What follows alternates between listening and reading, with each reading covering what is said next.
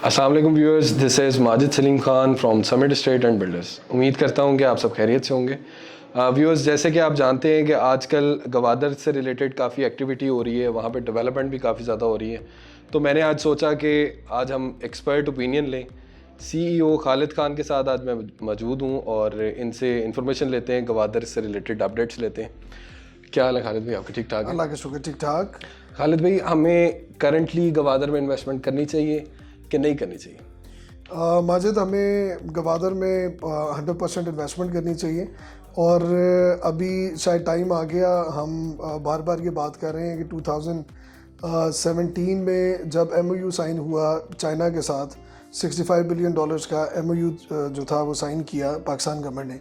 तो काफ़ी high pi local and overseas बहुत ज़्यादा इन्वेस्टमेंट जो है, अरबों में इन्वेस्टमेंट जो थी वो गवादर में हुई। तो शायद वो टाइम थोड़ा फ्रेजाइल था इन्वेस्टमेंट पॉइंट ऑफ व्यू से। उस वक्त चीज़ें क्लैरिटी में नहीं थी क्योंकि सिर्फ ऑन पेपर सिग्नेचर्स हुए थे। इस वक्त कंडीशन ये है कि आउट ऑफ दो $65 बिलियन अभी ऑलमोस्ट को अराउंड $33 बिलियन जो है वो इन्वेस्ट हो चुके हैं। तो चीज़ें जो है वो मेचोरिटी की तरफ जा रही हैं। CPEC के ऊपर बेताशा काम हो गया, डैम्स के ऊपर काम हो रहा है, इलेक्ट्रिसिटी और पावर जनरेशन के ऊपर काम हो रहा है। गवादर के अंदर अगर आप डेवलपमेंट देखेंगे तो पिछले 3-4 सालों में बेतहाशा डेवलपमेंट हुई है। रोड इंफ्रास्ट्रक्चर को लेके अच्छी खासी डेवलपमेंट है, और उसके साथ ही जैसा कम्युनिकेशन लाइंस के ऊपर काम हो रहा है, और इंफ्रास्ट्रक्चर से रिलेटेड पानी की जो फराहमी है वहाँ पे, सीवरेज और अदरवाइज़ जो क्लीन वाटर है उसकी जो वहाँ पे उसकी अवेलेबिलिटी है उसको इंश्योर किया जा रहा है। और साथ ही अभी ये हम अक्सर ये जब भी कोई गवादर का विज़िट करें तो ईस्ट बे एक्सप्रेस वे का जिक्र हर दफ़ा आता है। ईस्ट बे एक्सप्रेस वे 12 लेन रोड है, बहुत मेगा रोड है जो पोर्ट को कनेक्ट करेगी CPEC के साथ, रूट के साथ बेसिकली। तो वो जो है वो 16 मई को अगले माह जो है उसकी इनॉग्रेशन होने जा रही है, वो कंप्लीट हो गई हुई है। तो इस वक्त चीज़ें जो है वो सारी मैच्योरिटी की तरफ हैं, और मैं ये समझता हूँ कि अब बेसिकली टाइम आया है इन्वेस्टमेंट का।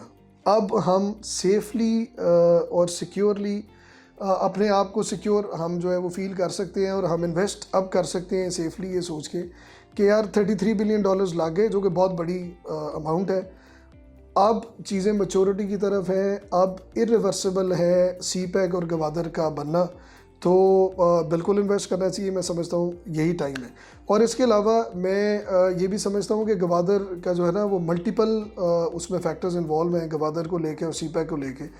एक साइड तो आपकी इकोनॉमिक साइड है कि इकोनॉमिकली जो है ये इकोनॉमिक हब बनने जा रहा है जी, Asia's biggest largest economic hub होगा।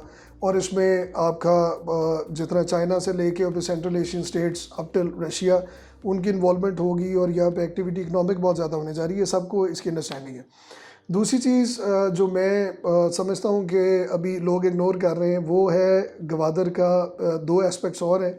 उसमें एक जो टूरिज़म से रिलेटेड जो साइड है गवादर की, कि टूरिज़म से रिलेटेड जो इम्प्लिकेशंस हैं गवादर की, वो भी मेरा ख्याल आप देखिएगा आने वाले टाइम पे। और अभी इवन ये पोजीशन है कि आप गवादर में अगर PC पर्ल कॉन्टिनेंटल ऑब्वियस है वहाँ पर, अदरवाइज रिजॉर्ट्स अभी काफ़ी बन गए, तो आपको अवेलेबिलिटी गवादर में उस तरह से नहीं मिलती।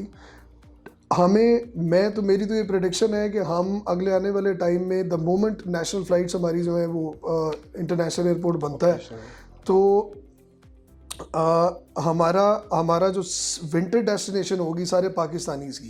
अभी ओवरसीज़ तो आप छोड़ ही दें कि सारी दुनिया द मोमेंट 2023 में इंटरनेशनल एयरपोर्ट ऑपरेशनल होता है, वो भी एशिया सेकंड लार्जेस्ट एयरपोर्ट है।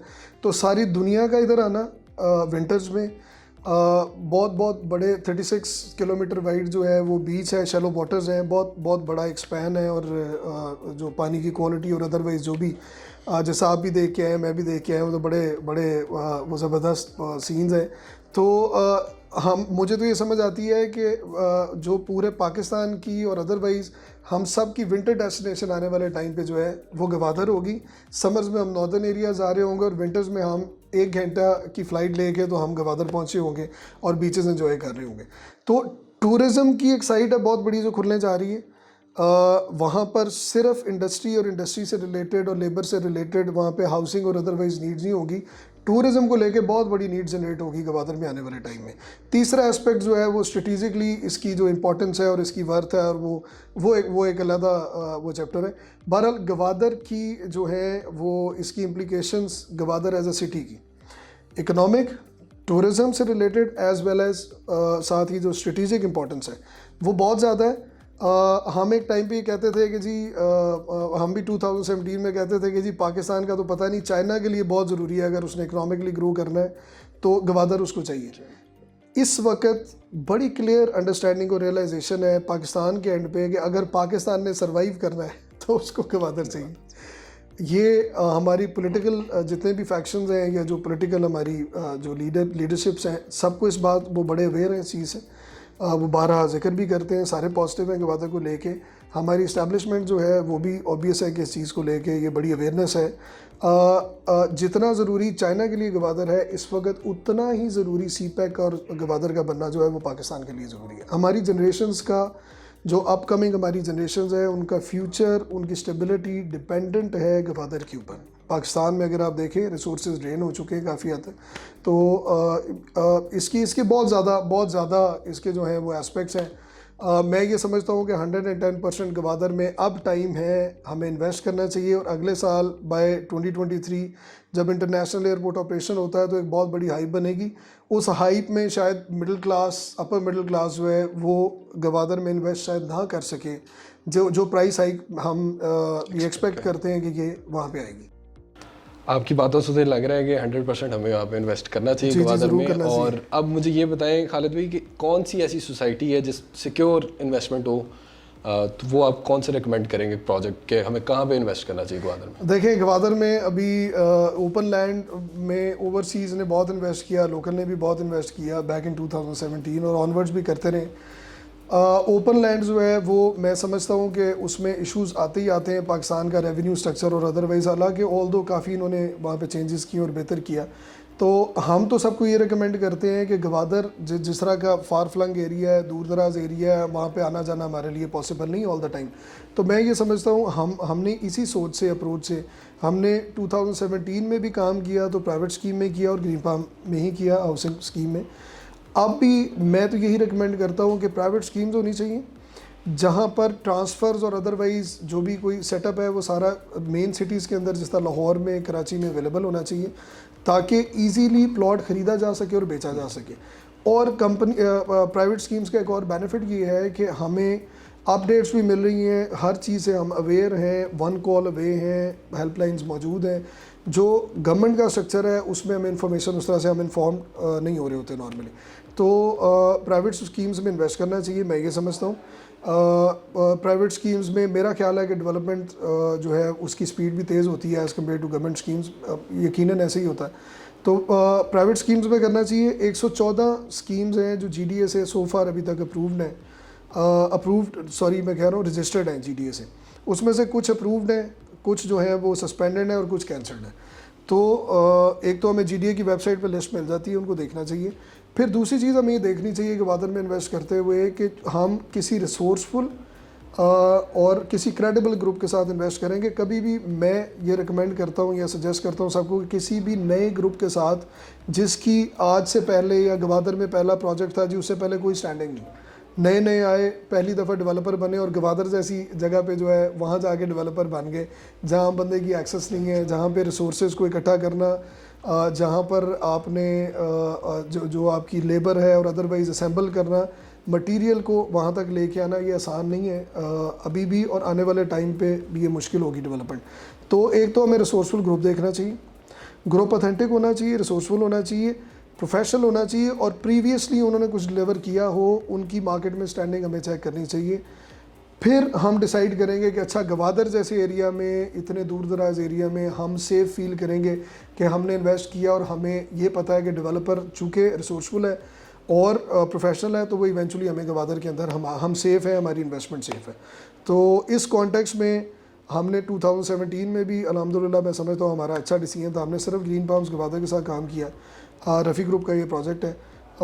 आज भी हम green palms Gwadar Rafi group का ही प्रोजेक्ट है, इसी का ही अगला एक ब्लॉक है ओवरसीज़ के नाम से, ओवरसीज़ डिस्ट्रिक्ट के नाम से उसको आपको पता है हम उसको बेच रहे हैं, और बड़ा विद फुल कॉन्फिडेंस और बड़ी हम जो है वो पीस के साथ बेच रहे हैं इसको। मेंटल पीस है कि हम जो चीज़ बेच रहे हैं हमें पता है 110% वो डिलीवर हो जाएगी। तो अगर करना चाहिए तो मैं तो ये कहूँगा अमंग प्राइवेट सोसाइटीज़ सबसे ज़्यादा डेवलपमेंट इस वक्त 114 सोसाइटीज़ को अगर हम कंपेयर करें तो ग्रीन पाम्स के बाद है, प्रॉपर डेवलपमेंट की हुई है, गिमिक्स नहीं है, अच्छी खासी अभी तो सब दिखा ही रहे हैं, हर जगह पे नज़र आ रही है, आप भी दिखाते हैं डेवलपमेंट, तो प्रॉपर डेवलपमेंट है। ग्रुप रिसोर्सफुल है, ग्रुप की को 45 ईयर्स की स्टैंडिंग है, क्रेडिबल है। ये सारे पॉइंट्स की वजह से हम और इन्होंने जिनको 2017 में दिया था अब उनको डिलीवरी की तरफ ये जा रहे हैं, वहाँ डेवलपमेंट हम ऑन ग्राउंड देख ही रहे हैं। तो ये सारे फैक्टर्स हैं जिसकी वजह से हम बहुत कॉन्फिडेंट हैं कि अगर ग्रीन पाम्स के वादे के साथ कोई इन्वेस्ट करेगा तो आज नहीं तो कल 110% उसको डिलीवरी उसकी पक्की है। ज़बरदस्त है। अच्छा खालिद भाई, अभी जो अब तो ये हम ओवरसीज़ डिस्ट्रिक्ट क्लोज करने जा रहे हैं, तो कैसा रिस्पांस है आपको इस डील से? माजिद, मैं ये कहूँगा कि हमारी टाइमिंग को बहुत इस वक्त गवादर में हाइप तो बनी नहीं हुई कि बहुत ही हवा चल रही थी और बड़ी आंधी, जिसका लास्ट टाइम मैं तो कहूँगा आंधी चली थी 2017 में, हमने वो भी विटनेस की। इस वक्त गवादर को लेके लोग बड़ा एक मिक्स्ड सा सेंटिमेंट था। कुछ लोग जो थे वो फेवर में थे कि जी गवादर, जो अवेयर हैं उनको पता है कि गवादर 2017 में था, आज वो नहीं है, उसकी पोजीशन बहुत ज़्यादा डेवलपमेंट होगी भी। वो जो है वो पॉजिटिव है, और कुछ लोग ये कह रहे हैं यार 2017 में हमने लिया था, इसकी रीसेल वैल्यू भी तो कुछ नहीं बनी। तो दोनों तरह के सेंटिमेंट्स जो है हमने फेस भी किए, हमें आइडिया भी था, दोनों तरह का रिस्पॉन्स आया। हमारा ओवरसीज़ डिस्ट्रिक्ट का जो इनिशिएटिव था green palms Gwadar Rafi group के साथ, वो अल्हम्दुलिल्लाह बहुत अच्छा रहा। हमारी एक्सपेक्टेशन से ज़्यादा अल्हम्दुलिल्लाह आपको पता है हमें रिस्पॉन्स आया, और हमने जिस तरह कमर्शियल प्लॉट्स थे वो आपके सामने एंड यूज़र रजिस्ट्रेशन वाली एक्सरसाइज थी। कोई इन्वेस्टर्स को हमने अपने करीब भी नहीं आने दिया, क्योंकि गवादर हम तो ये चाह रहे थे कि जेन्युइन क्लाइंट्स हो, लॉन्ग टर्म इन्वेस्टमेंट हो, ताकि चीज़ें जो है वो अगर हम शॉर्ट टर्म तो इसको हम बेचना चाहते ही नहीं थे ज़रा, आपको पता है हमारी पॉलिसी नहीं है।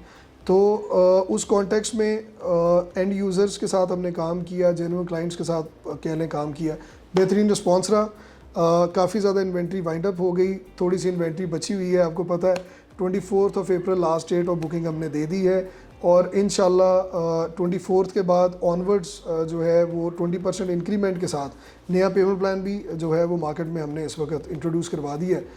वजह यही है कि रिस्पॉन्स ही इतना अच्छा था कि ये क्लोज़ होगा और उसके बाद फिर नए रेट्स के ऊपर इंशाल्लाह बुकिंग होगी इसकी। ज़बरदस्त।